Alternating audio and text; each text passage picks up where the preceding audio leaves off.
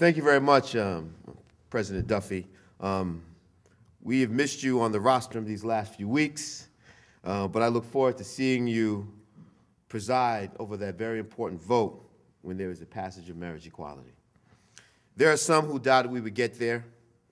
On December 2nd, 2009, after consulting with the advocates and my members, I brought marriage equality for a vote for the first time in the history of the New York State Senate. Some would say we failed that day, but for those New Yorkers who dedicated their lives to the pursuit of equality, the fight was not lost that day. It had just begun. As I said before, for every setback, there is a comeback. So even in the face of deep disappointment, we chose to believe and we decided to fight back. Today, the comeback continues.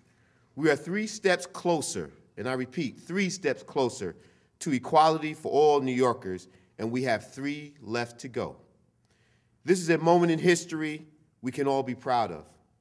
I hope our Republican colleagues will join us on the right side of history and give the votes needed to the final passage of marriage equality and make it law. We are joined by 3 members who have thought long and hard about marriage and who have made the decision to vote for equality. It wasn't an easy choice for any one of them because things change, but it's very difficult because it changes over time. But based on the courage of their decision, we are now closer than we have ever been to renewing and restarting New York's legacy of activism, leadership, and advocacy. We are at the doorstep of passing marriage equality to ensure human rights are inalienable rights for all New Yorkers.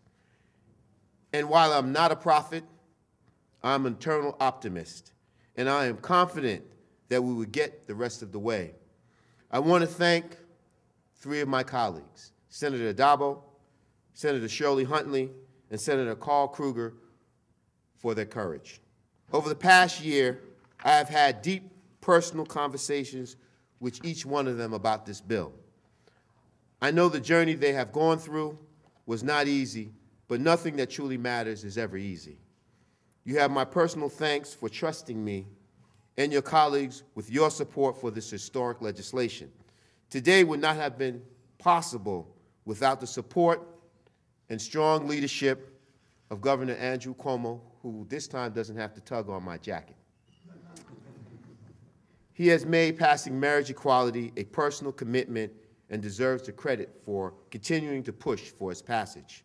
The governor and I have had many conversations about marriage equality, and his commitment to getting this done is nothing short of extraordinary. Governor, it's my hope our actions will send a strong message and signal to all New Yorkers that we are ready for equality here in New York State. I would like to thank a few people. I would like to thank the Gill Foundation, the Empire State Pride Agenda, the Human Rights Campaign, Marriage Equality New York, and all the others who have been our partners in reaching this moment.